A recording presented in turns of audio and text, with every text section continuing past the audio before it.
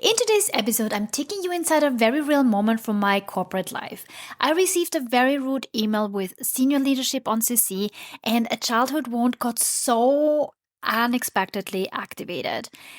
We're going to unpack what really happens in your nervous system in moments like this, why your body doesn't distinguish between a sharp email and a real threat, and how quickly ego, fear, and old patterns can take the wheel. But more importantly, we're talking about the pause, the space between trigger and response, the difference between discharging an emotion and leading yourself all along. Because this isn't just about one email, it is about power, authority, boundaries in corporate life, and how to stay aligned with your values and your integrity, especially when it would feel so good to fire back.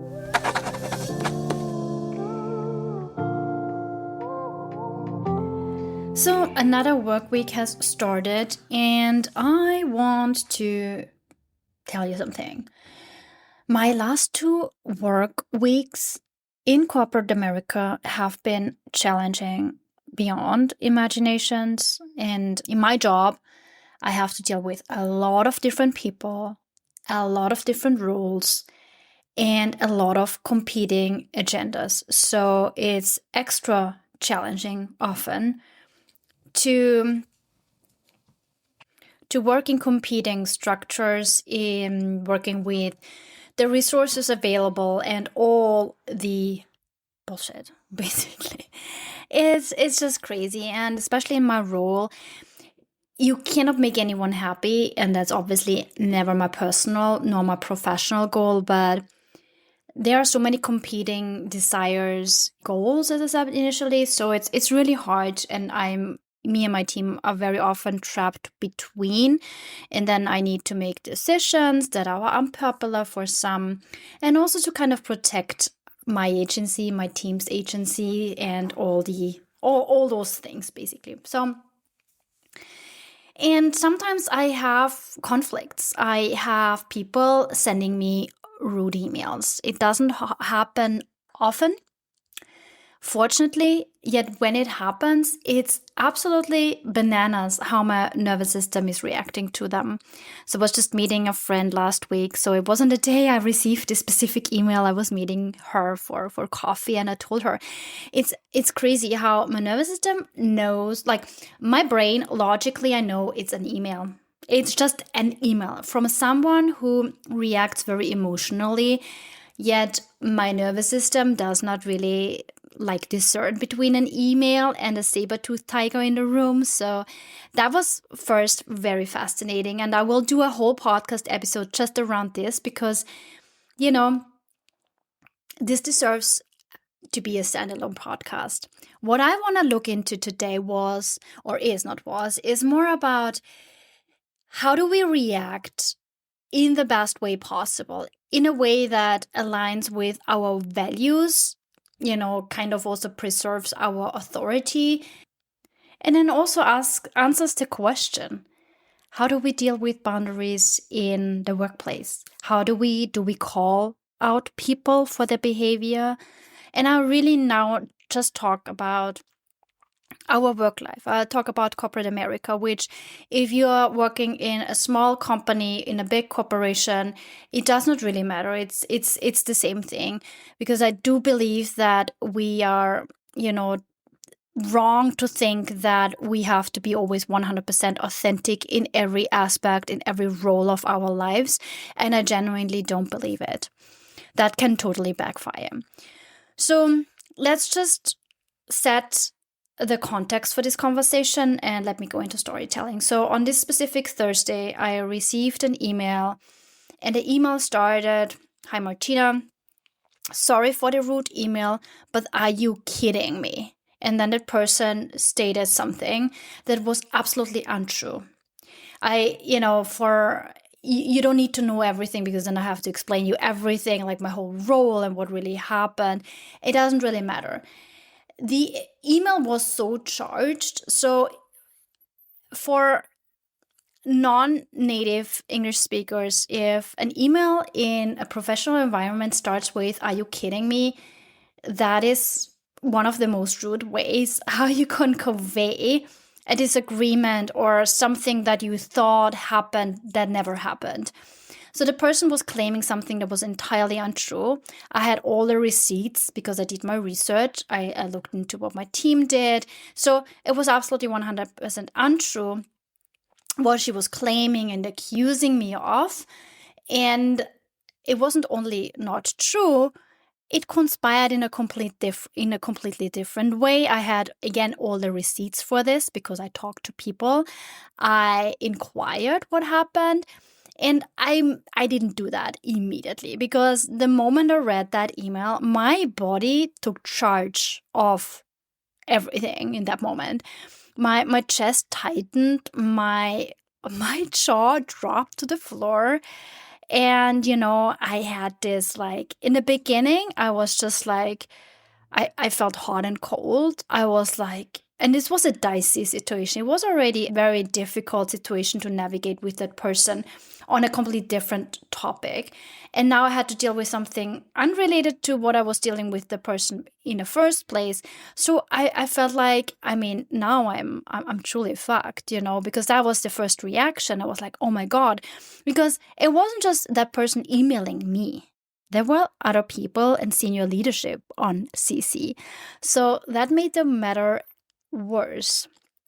So that was my initial reaction. So I was like, oh my God, and when something is unfair and that cannot be true, and then you do all your research and you have all the proof that what the person claims is not true, I get so angry because I hate this kind of game. But, that's corporate, that's work life.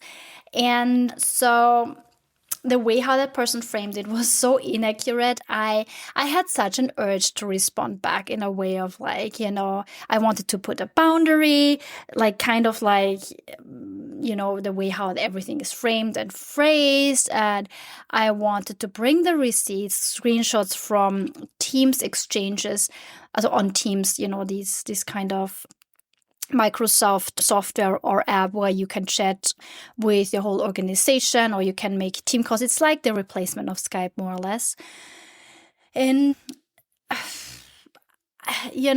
the tone that she used, it was everything, like everything kind of like fell on me. The tone somehow this person used, and the whole context and all these things. And obviously, it's also kind of a childhood wound because in my childhood, I was accused by my mom for so many things. So I'm particularly hurt when someone accuses me of something that is absolutely not true, or uses a tone that I feel like is just venting. It's just, it's venting in a way that's just also not. I'm not a doormat, you cannot just come and vent. If you want to do that, why don't you just set up a call? Why don't we just talk it through? Okay. So, and of course,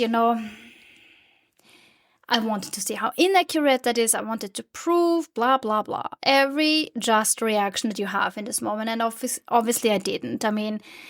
Needless to say that this would have been wrong. And there is so much gold in not reacting, not even in that moment, in that minute, not on that day. I responded the next day because obviously it took me some time to really calm down. And I have to be honest with you, I was even crying because I was deeply hurt. And I know that stronger reaction I had was due to something in my childhood that popped up in that moment that person, wrote to me, and the way how they phrased it, just the tone itself has been deeply shocking to me. So I took my time, I'm like, okay, there's also no urgency to respond to those emails. Every time you get such an email that is not about facts, but it has such an emotionality behind or in it, you have no need to take that as an urgent email to respond, because the more you take your time, the more distance you create. And I am a person who I really react very hurtful. No, let's put it this way. I was really hurt.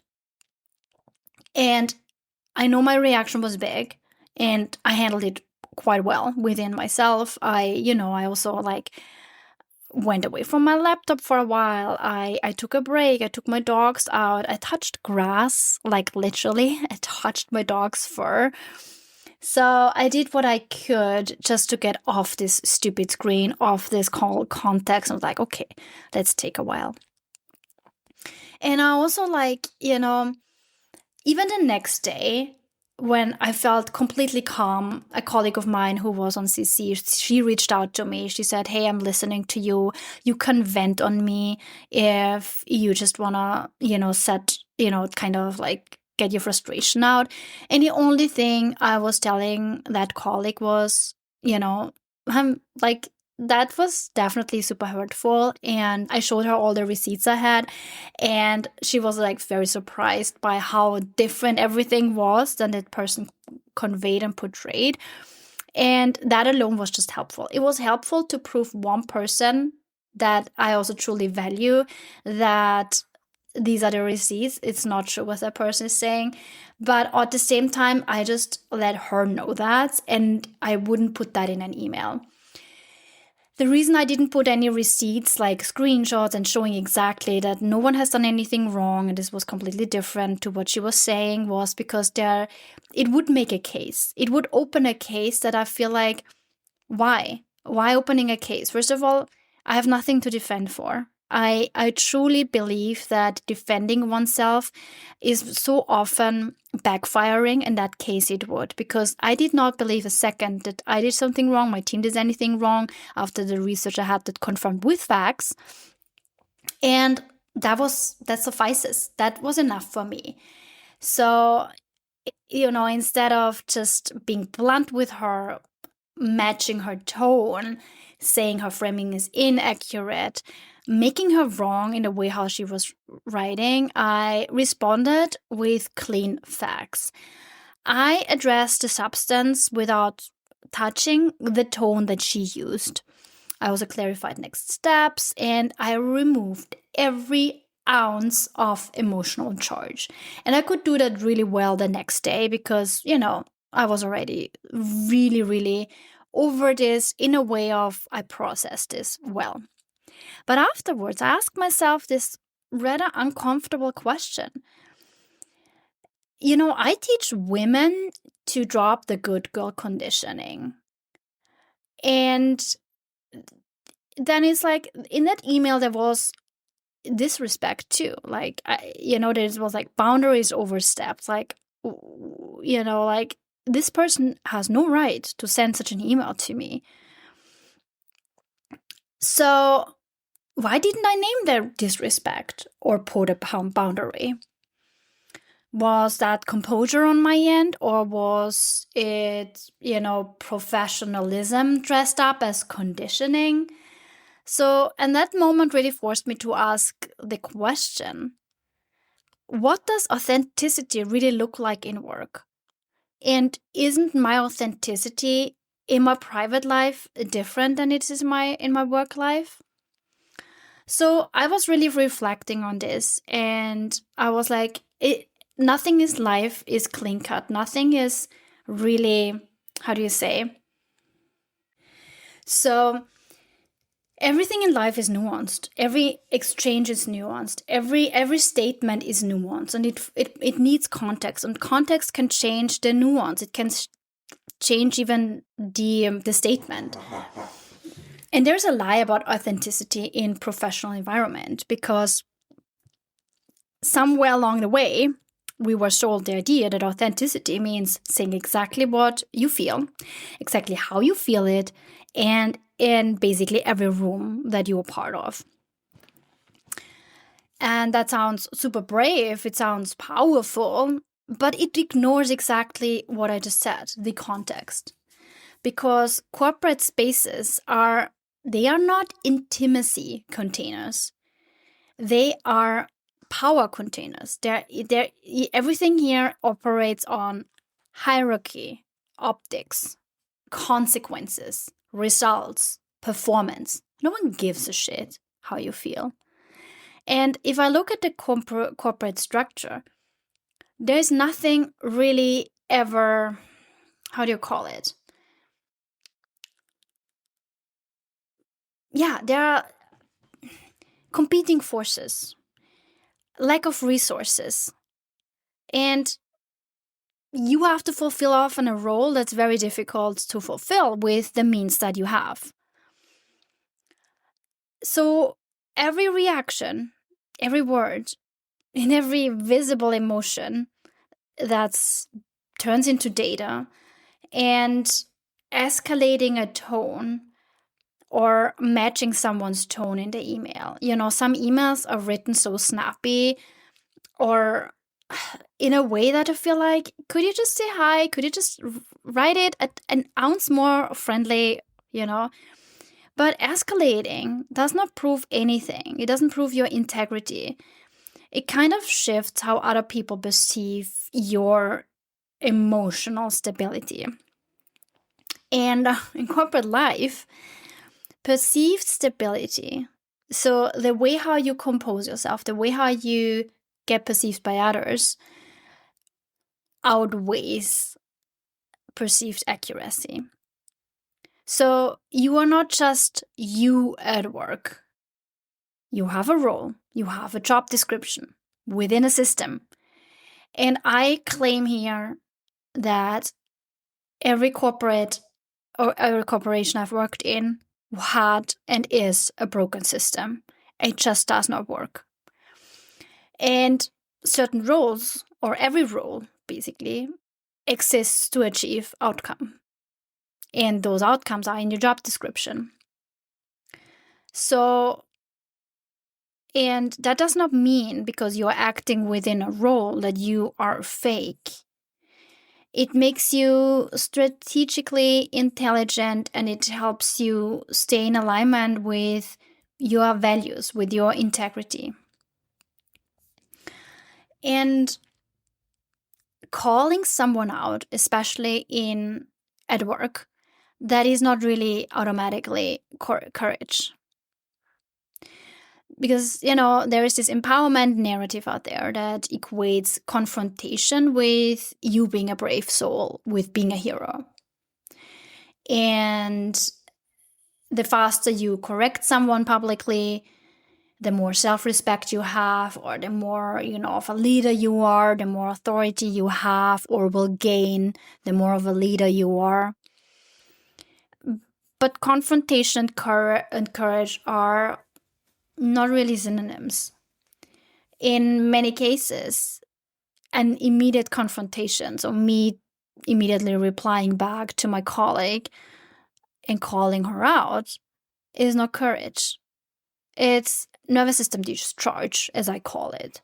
It is your fight response seeking relief, right? Because if you get triggered, there's energy in your body and we want to discharge it. So obviously we are not physically fighting. So we are fighting back with writing an email that matches the tone, that maybe uses hurtful words, or just that what you're writing is kind of like a gotcha, or touche, this kind of emails. I think you know really well what I'm talking about, because maybe you had such emails or messages in your private life. Maybe it was not work related, but I don't know how many emails I got in my life and I have reacted towards them.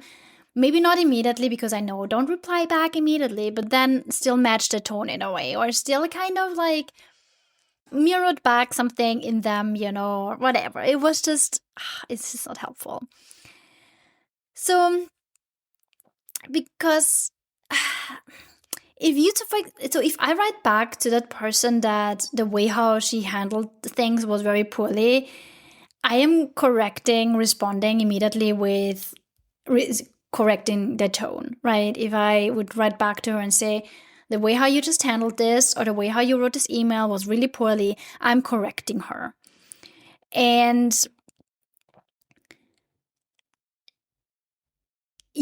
that is the escalation of this already hot temperature in this social environment.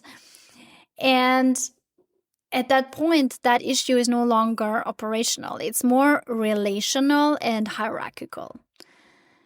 And in corporate environments, visible power struggles are rarely evaluated on objective accuracy. They are more evaluated on perceived stability. So it's not just about the facts and the figures, it's also about, how stable you are.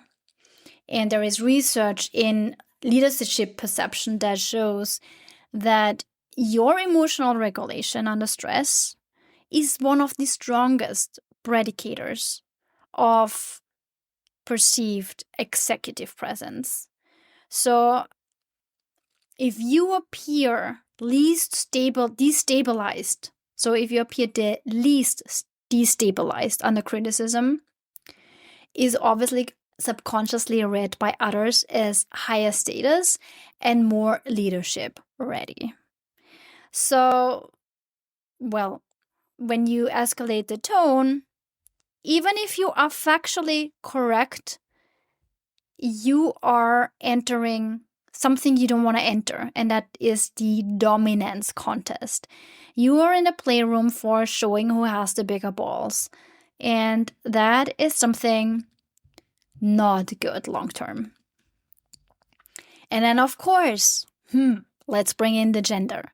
This was between me and another female. But I had email exchanges with guys. So if I bring in now the layer of gender, that also makes this even more special. Because a lot of workplace studies have shown that women are more punished than men. Not surprising if you ask me. Especially and mostly if they have assertive behaviors. So assertiveness is in men is seen as okay, it's seen as like, yeah, of course, and great and alpha and amazing. So a decisive man is read as, yeah, great, right? Assertive in a man means he's decisive. But if a woman is assertive or shows assertive behaviors, then she is more interpreted as abrasive. And that is not an opinion. That is a documented and studied bias. So,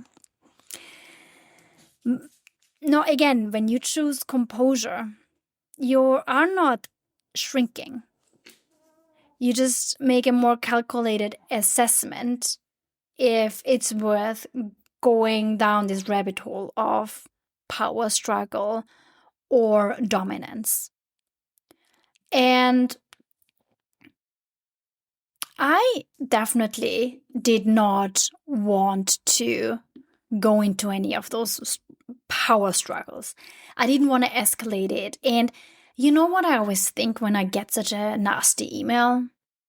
I really tell myself, because I know it.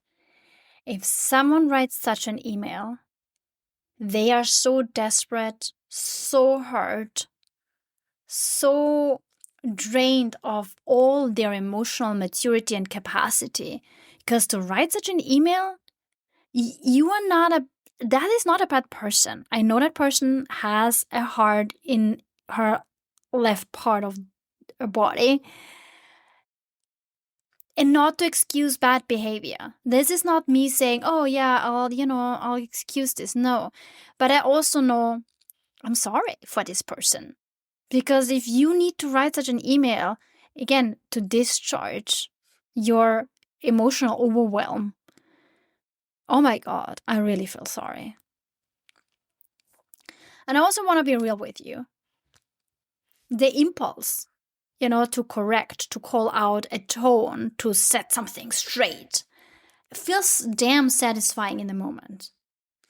I mean, your cortisol and adrenaline are surging, your body feels ready, your ego feels defended, and you get this short hit of relief, the little surge of like, I showed them. And for a second, it feels like this justice, this power, and it's just a good release. And even me, I like to have justice. I am such a person for justice. And at the same time, I know in this world, there is no justice. There is no good and bad. I mean, obviously there is, but between the two of us, right? If you say something hurtful to me, is it justice for me to set the record straight and like match your reaction or fire back a message that matches kind of the way how you put it out there, like to hurt you, to set you straight? No, it's not. It's just not. It's not helpful. So at the same time, I'm not saying, be a doormat and just excuse people's behavior because they're hurting. But again, in corporate environments, at work, it's never smart. It's also not smart, obviously, to do that in private life, but I discern between those two. Because honestly, sometimes if my husband and I have a tiff, I am not as composed as I am in my workplace. I am having sometimes an emotional discharge here with him because I'm not perfect. And I get sometimes so triggered, and yeah. But in corporate, you will not get an email, will ever see an email where I'm writing back in a way where I am matching someone's bad behavior. So the ego discharge is super rewarding for your body. It's rewarding also your fight response. It feels good because, obviously evolutionary. Defending your status mattered for your survival, for your kids' survival. But then obviously modern workspaces, they are not really survival zones per se. They are more like systems of influence, and it's all about perception. And it's just where composure really outweighs correctness. So while, a quick call out might feel so good and you feel like, yeah. Long term, it's just not super helpful, and it's, it doesn't give you any sustained power, respect. And is it in alignment to react to, is it, if you write an email or answer back that you wouldn't sign on your deathbed, it's definitely not good to send it. And the true radical move here is to honor that surge, acknowledge the fight, flight, or fawn response. And then you can decide, do I want this momentary relief, the thing that gives me short term the pleasure, that's like, yeah, good? Or do I want to align with my integrity, with my values? Is this something that I would write even in 10 years? And I also ask myself, alignment with my values and self-abandonment. Where is the discernment? Where am I like self-abandoning, and where I'm actually aligning with who I am? Because a calm behavior can come obviously from two different places. First, it can come from fear because conflict feels unsafe. I have a lot of clients who cannot really say the things in their private life because they fear conflict. Disapproval, obviously, can trigger your attachment system. And often we regulate from anxiety more than from power. And that is fawning. And then there is alignment with your values. You feel the tension. You notice the impulse to react, because I had it all. I had the tension. I had this impulse to react and to just say that this is so untrue. And consciously, I chose my response based on what aligns with who I am, my principles, my integrity, and also my long-term goals. So escalating might have felt satisfying in a moment, but then it would have harmed also my credibility. So from the outside, both look the same, right? A calm email, a neutral tone, no visible heat. But then inside, they feel different because fear-based regulation feels still tight. You replay the scene in your head. You imagine what you should have said. So there's always this residue. And you are still thinking about that email months from the time it was sent. But values-driven regulation feels more deliberate. You may still disagree, but you know why you choose the response. I disagree because in my private life, I would have responded differently and would have packed in different words. I would have drawn a boundary. But I have chosen a response that is very clear, it's coherent, and it puts me in charge and in power. And after I sent that email the next day, I checked in with myself and I didn't feel swallowed. I didn't feel I erased myself. I felt precise. I protected something bigger than my ego because it was kind of like I was more credible. I positioned myself well, and I felt really calm and I felt like I processed and then digested this well. So the question that really determines your power is not to call things out. It goes way deeper. It goes into who was in control when I responded. Was it my ego? Was it my fear that drove me? Or was it I aligned with my integrity, my values? It aligned so well with the person, who I am and who I also wanna be. So when you leave a conflict at work or private feeling resentful, diminished, or chronically silenced, be careful, because that is such important data, because that indicates self-abandonment. Somewhere along the line, you haven't been really, looking after you. But if you feel composed, you feel very intentional, you feel very clear about this long term, you have aligned with your values and integrity. And you know what? You are allowed to be multifaceted, because authenticity doesn't require behavioral consistency across all environments. Because again, if a client would have sent such an email, like, "Are you kidding me? Sorry for the rude email. Are you kidding me?" I mean, that client was my client, because I would have a conversation with her and would have made sure that there is a clear boundary that I would not accept such ever responses. But, psychological maturity is not about being the same person in your different roles that you have. It's more about the integration, because human beings, we all are context sensitive just by our biology. So we change behavior based on the environment, because different environments have different reward structures.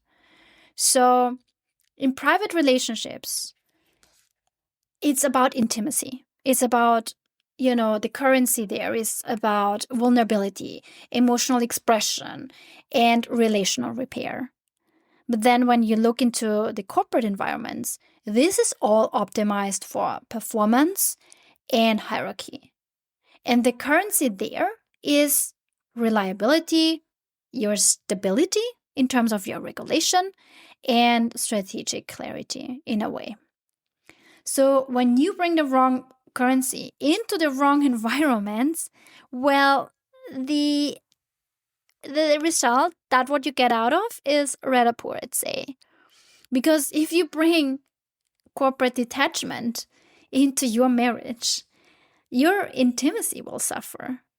If you bring unfiltered emotional processing into a meeting, well, your authority in a way will suffer. So this is not being hypocritical of modulating your behavior based on environment. It's it's more about calibration.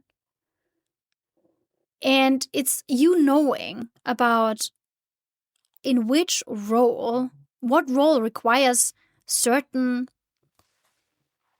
behaviors. Also, not to say that I'm not me when I'm working in corporate environments. It's just that I always say, is that worth it? It's just work. Again, it's not about me, it's not about intimacy, it's not the context for it. It's not about me talking about my feelings, being vulnerable. I have a role, and in that role, certain behaviors are okay and certain behaviors are not okay. And if I agree with this, great. If not, that's the wrong job, the wrong company, I'd say. So, adjusting your behavior is not being inauthentic. It is adaptive intelligence. And some systems will punish you for being unfiltered, for being emotional, for being, I don't know, for just, being unfiltered in your emotional processing or saying things exactly the way you want to say it. So, yeah, that's basically all I wanted to discuss with you. I'm curious to hear your thoughts on that because, you know,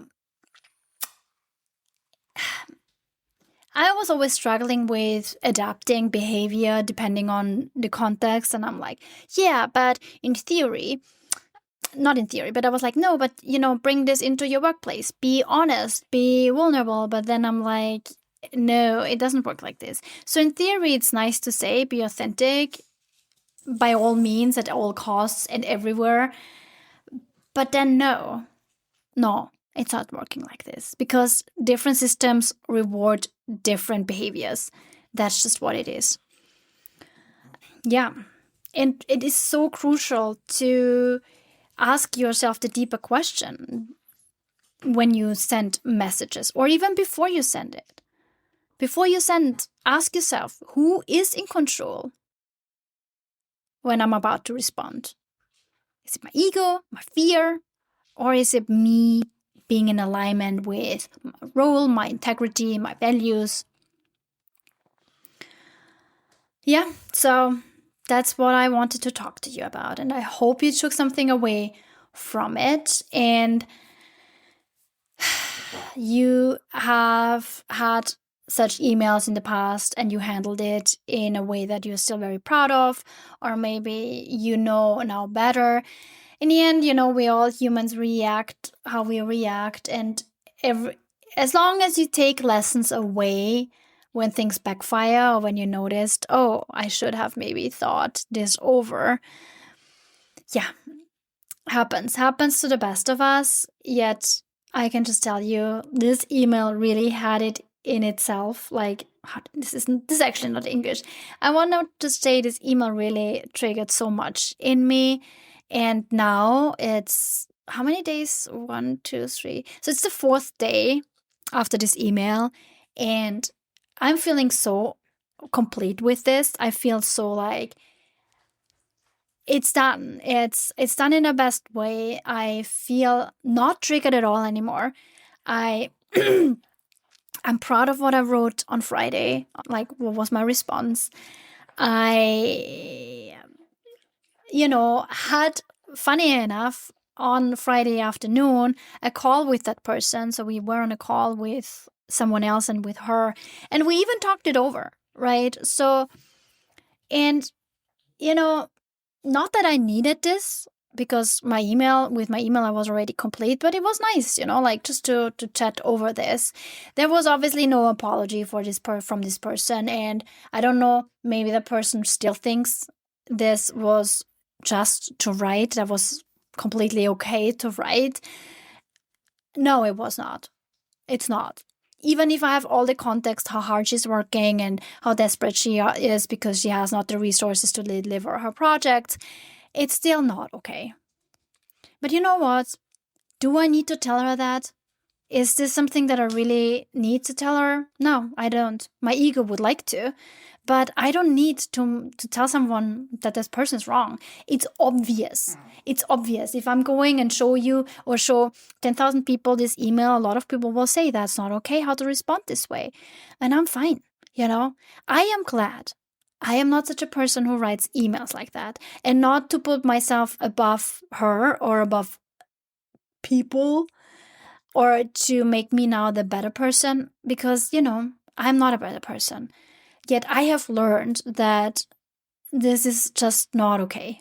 It's not okay to emotional vent on someone, especially if there's leadership on CC. And, well, that email shows a lot about her and how she's reacting under stress. And I have a lot of stress and a lot of pressure in my role. Yet I know that reacting this way and letting people feel this doesn't make anything better. It's a short-term release. And in the end, I would feel just ashamed of myself. I would go and apologize. I would repair, because that's me. That's my values. I also know a lot of people don't repair, especially not in workplace. They don't own things. They maybe not even at that level to understand that they did something not okay. But having that all said, I don't need an apology. I don't need to make her wrong. And I'm glad I didn't. I'm glad I am also internally so okay with that person that I can feel genuine love.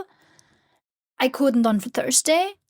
I was completely devastated, and I regulated myself. I held myself. I made myself okay for crying. I'm okay telling you that I was crying, that I tell you that, yes, an email can make me cry. Does that make me weak? Does that make me look like I'm a loser? Well, if you think so, that's on you. I don't think someone crying over an email makes that person a loser or weak or whatever. It's not at all. It's okay. And that is all I think I had to share with you today. So, thank you for listening. I'm curious to hear if you had such exchanges in your workplace. It doesn't need to be corporate America. It can be corporate anywhere. It can be a small yoga studio that you're working for, or in a school that you're teaching. We all have colleagues. We all have different nervous systems, and we all have pressure and people who are hurting. And sometimes we are the perpetrator. Sometimes we send such messages and emails. Happens to the best of us. Yet I have learned after so many years that this is not how I chose to show up. But again, happens to some of us or the best of us. So thank you for tuning in. I appreciate you taking the time, and I'll talk to you very soon. Bye, my loves.